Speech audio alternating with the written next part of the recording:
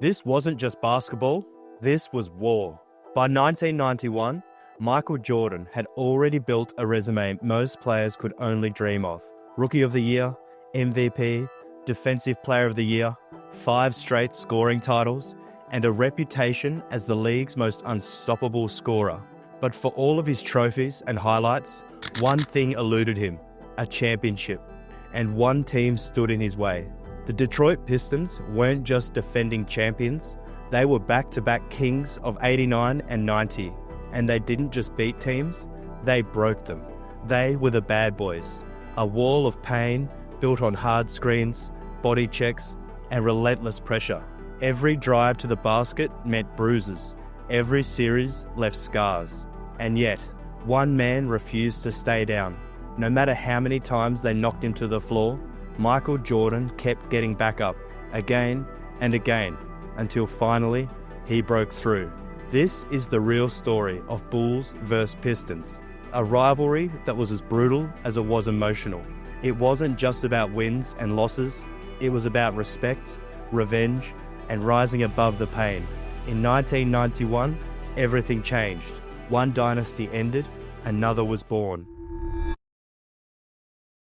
Now, the rivalry between the Chicago Bulls and the Detroit Pistons during the late 1980s and the early 1990s was one of the most heated in all of professional sports. To say these two teams hated each other would be an understatement.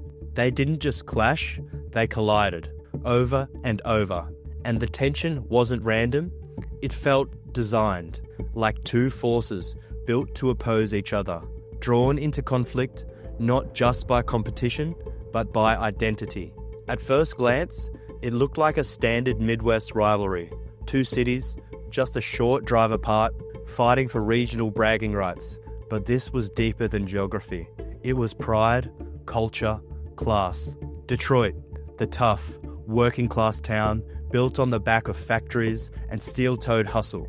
Chicago, shinier and more glamorous, with its big city lights and booming sports media machine.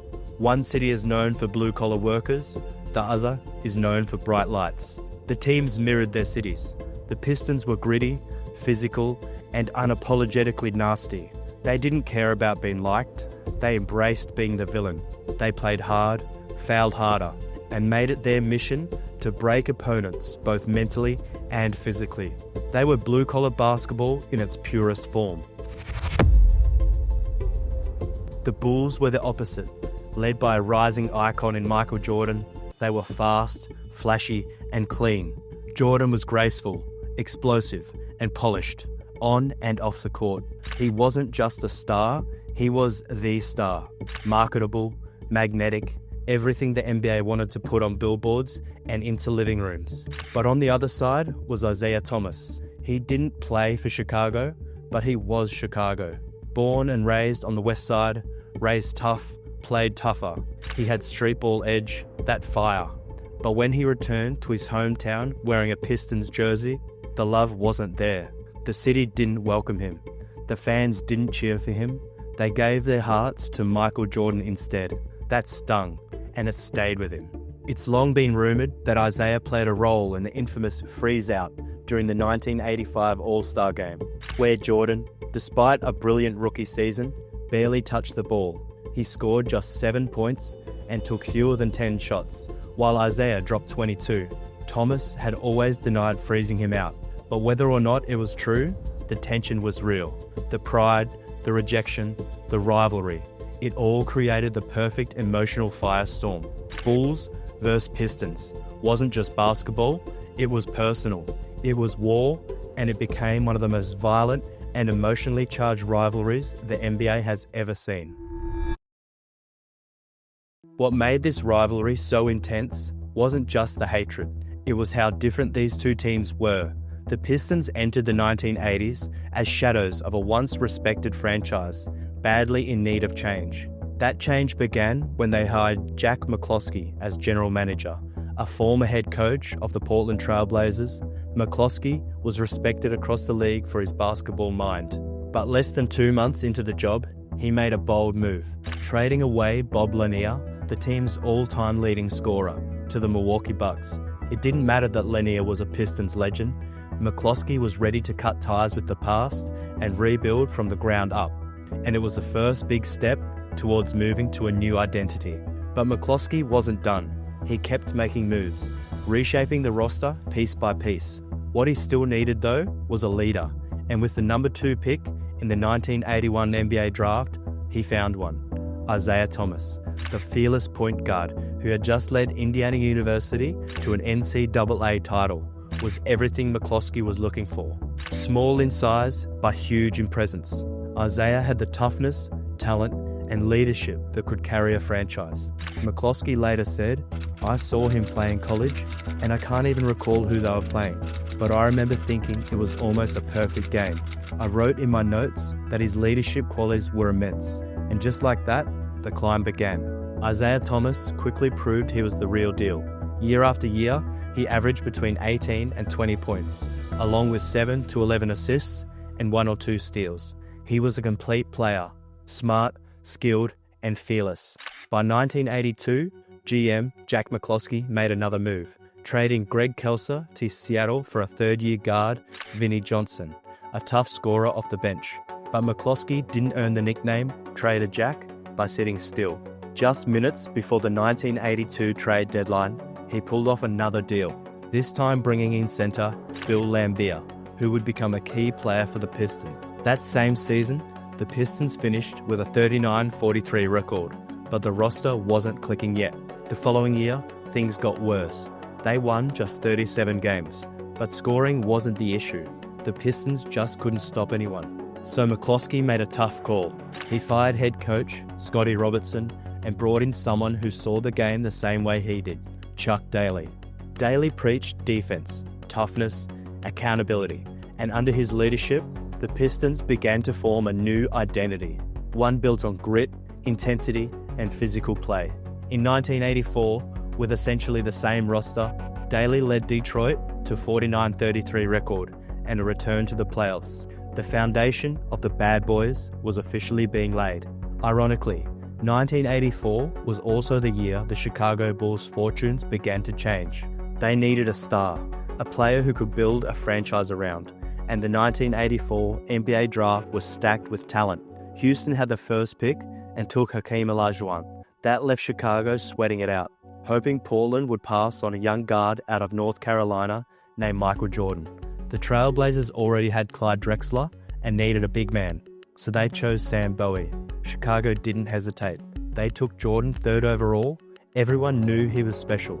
No one knew just how special. But while the Bulls were still building their team, between 1985 and 1986, the Pistons added the final pieces that would complete their transformation. Joe Dumars, Rick Mahorn, Dennis Rodman, and John Saley all joined the team during this period. These weren't just good players, they were fierce competitors. They brought toughness, attitude, and a refusal to back down. This wasn't a typical NBA roster.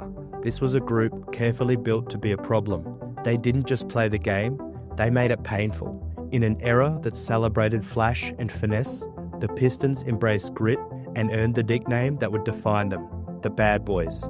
At the heart of it all was Isiah Thomas. Just 6'2", Isiah might have been small, but he played with the heart of a giant. He refused to be bullied and never backed down from a fight. He was intense, fearless, and often right in the middle of the action when things got heated. Then there was Bill Laimbeer, the ultimate enforcer. Laimbeer was rough, physical, and downright dirty in the eyes of opponents. Fans of other teams hated him, but Detroit loved him. He wasn't just a defender, he was a disruptor. He got in your head, under your skin, and if needed, he'd knock you to the floor. His physical play made him a 4-time All-Star and a face of the Bad Boys' tough identity. Dennis Rodman brought unmatched energy and chaos. Known for his wild style, Rodman was relentless on defense and on the glass. He chased rebounds like his life depended on it. Throwing his body all over the court, he was an instigator, an intimidator, and a nightmare for opposing teams. Whatever the Pistons needed, he did it. Rick Mahorn added more muscle. He wasn't flashy, but he was physical and fearless. He was known for causing havoc on the court, and like Bill Laimbeer, he didn't care what anyone thought. He was there to punish opponents. John Saley played a quieter role. He wasn't as aggressive as the others, but his value was just as important. Saley was the steady presence, the guy who kept things grounded when emotions ran hot. Then there was Joe Dumars, calm, quiet, and deadly. A lockdown defender and a clutch shooter. Dumars formed a near-perfect backcourt duo with Isiah. He didn't talk much, but he let his game speak for him. Together, these players became the face of one of the most feared teams in NBA history. They embraced the hate. They played for each other. And from 1987 to 1991, they dominated. The Pistons made the playoffs every year and reached the NBA Finals 3 times. It was the peak of the bad boys era, a stretch defined by toughness, defense, and an unwavering will to win. By the 1987 season, the Pistons had fully formed into a defensive powerhouse. Under head coach Chuck Daly, they built an identity rooted in toughness, discipline, and physical play. Daly crafted a system that wasn't just about effort, it was about precision. His team played smart, aggressive basketball, and they executed with intensity. The Pistons earned the nickname Bad Boys for a good reason. They attacked like a pack of junkyard dogs, overwhelming opponents and forcing them into submission. That year, they finished with a 54-28 record, locking up the 2nd seed in the Eastern Conference. Their defense, led by Dennis Rodman and Bill Laimbeer, was stifling, holding teams to just 102.4 points per game, one of the best marks in the league. But while the Pistons were climbing, so was Michael Jordan. The 1987-88 season was a statement year. Jordan did the unthinkable. He won MVP, Defensive Player of the Year, and All-Star Game MVP, all in the same season.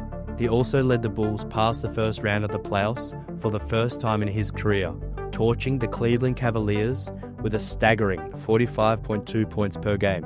Momentum was on his side. He looked unstoppable. But then he ran into Detroit. The Pistons had been watching and planning. Just weeks before the playoffs, Jordan dropped 59 points on them in a regular season game. Chuck Daly took that personally. He knew what was coming if they didn't make changes. Speaking to Sports Illustrated in 1989, Daly said, "We made up our minds right there and then that Michael Jordan was not going to beat us by himself again. We had to commit to a total team concept to get the job done." And that's exactly what they did. The Jordan rules were born. The Pistons designed a defensive strategy built to frustrate, wear down, and punish Michael Jordan. They threw everything at him. Joe Dumars and Dennis Rodman, 2 elite defenders with a combined 13 all-defensive team selections, were the primary matchups. But the physical punishment didn't stop with relentless coverage. Jordan got hit on screens, elbowed on drives, and hammered mid-air anytime he tried to soar for a dunk. It was relentless, and it worked. He was held to just 27.4 points per game across the 5-game series, a far cry from his usual dominance. The only time he cracked 30 was in Game 2, when he scored 36 in the Bulls' lone win.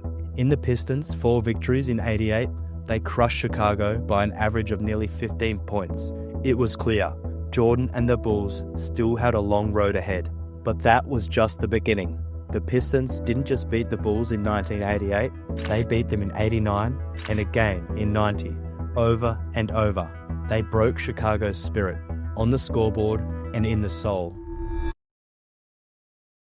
The Pistons under coach Chuck Daly had figured out the Bulls and, more specifically, Michael Jordan.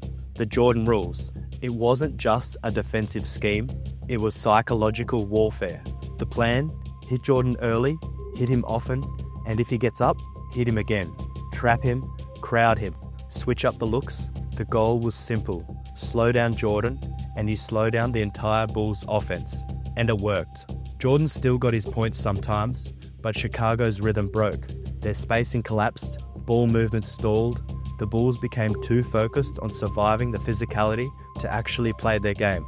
The Pistons didn't just want to win, they wanted to suck the life out of you, to frustrate you, to make you dread every possession. And if it meant crossing the line, so be it. Take Game 3 of the 1988 series. Just 1 minute 37 in, Bill Laimbeer set a dirty screen and punched Jordan in the groin. Jordan came back with a right cross, benches cleared, chaos erupted. There's a fight right there. Laimbeer and Jordan. Yes, indeed. There are punches thrown. Oakley was coming to the defense of Michael Jordan that time. Later in that same series, Rick Mahorn laid a hard foul on Jordan, and Charles Oakley exploded in response. What started in the paint ended in front of the scorer's table. Jordan. Dumars went down, knocked down by Jordan, and Mahorn took Jordan down, and now the Bulls, of course, retaliate. We got a fist fight now. Bulls coach Doug Collins got knocked into the table. Mahorn and Oakley were both ejected and fined. Detroit had made their point, literally by force. And then came Rodman's shove, one of the most vicious plays of the rivalry, a full-speed hit that launched Scottie Pippen into the stands and split his chin open, such that Pippen couldn't even remember where he was. These weren't just fouls, they were flashpoints. The Pistons were in Chicago's head, and for 3 straight years, it worked. But eventually, the bruises hardened, the fear faded, the Bulls stopped flinching. And what came next? It wasn't just revenge, it was something deeper. By the start of the 1990s, the Bulls knew exactly who stood between them and an NBA championship, the bad boys Pistons. After years of coming up short, something had to change. That change began on the bench. Chicago promoted Phil Jackson to head coach, and together with assistant coach Tex Winter, began searching for a way to crack Detroit's infamous Jordan rules defense. The answer? The triangle offense. It was complex, position-based system designed to create space, promote ball movement, and take pressure off Jordan. The setup placed players in specific spots, one forward and the center near the low post, the point guard and another forward on the wings, and Jordan, the 2 guard, stationed at the top of the key. The goal was simple: make every player a threat and give the ball handler 4 passing options at all times. Though difficult to master, the triangle's impact was felt quickly. The Bulls won 55 games in 1990 and made it all the way to the Eastern Conference Finals. But once again, the Pistons sent them home. By 1991, the Bulls had reached a breaking point. They knew this was it. If they couldn't get past Detroit now, their window might close. So that summer, they got to work. Michael Jordan added 15 pounds of muscle, determined to absorb contact and fight back. Jordan later said, "I was brutally beaten up, and I wanted to administer pain. I wanted to start fighting back." His mindset became the team's mindset. The Bulls toughened up. They finished the 1990-91 season with a league-best 61-21 record, and most importantly, they beat the Pistons 3 times in the regular season, the same number of wins they'd managed against them in 3 years combined. For the first time in the rivalry, Chicago would have home court advantage. When the teams met again in the Eastern Conference Finals, for the 3rd year in a row, this wasn't the same Bulls team. While the Pistons stuck to their rough, punishing defense, the triangle offense began to crack it open. And this time, Jordan was different. He no longer tried to win the series by himself. He listened to Phil Jackson. He passed out of double and triple teams and trusted his teammates. Jackson even installed Scottie Pippen as the point guard to better distribute the ball and break Detroit's pressure. It worked. Jordan still scored, but now others stepped up too. Pippen, in particular, shone, bouncing back from a disappointing playoff run the year before to average 22 points in the series. Pippen said, "You can tell MJ has more confidence in everyone," and that confidence was about to change everything. After 2 convincing wins at Chicago Stadium, the Bulls sent a clear message in Game 3. They weren't just here to compete, they were here to end an era. In front of a hostile Detroit crowd, Chicago took the fight to the Pistons and stole a crucial road win. Then, in Game 4, they didn't just finish the job, they buried the bad boys. The Bulls dominated from start to finish, cruising to a 115-94 win that sealed their first ever trip to the NBA Finals. Michael Jordan led the charge with 29 points, 8 rebounds, and 8 assists. Scottie Pippen added 23 points, 10 assists, 8 rebounds, and 3 steals. On the other side, not a single Pistons player cracked 20 points. For the first time, it was Detroit that crumbled under pressure, swept in 4 games by a team they had tormented for years. The loss was more than just a defeat, it was a collapse. and with 7.9 seconds left on the clock in Game 4, several Pistons players walked off the court without shaking hands. They passed right by the Bulls bench without a word, heading straight to the locker room. No congratulations, no sportsmanship, just silence and bitterness. The moment sparked a media firestorm and became one of the most iconic and controversial moments in NBA history, because the Pistons didn't just lose the series, they lost their grip on the league, and they lost it without grace. For Michael Jordan and the Bulls, the snub stung. In each of the previous 3 years, they had shaken the Pistons' hand after falling short. This time, when the tables had turned, Detroit couldn't return the respect. Still, the message was clear. A new era had begun. This was the moment the Bulls took over the NBA, the true beginning of their dynasty. Reflecting on that victory, Jordan said, "We had gotten past them, and to me, that was better, in some ways, than winning the championship."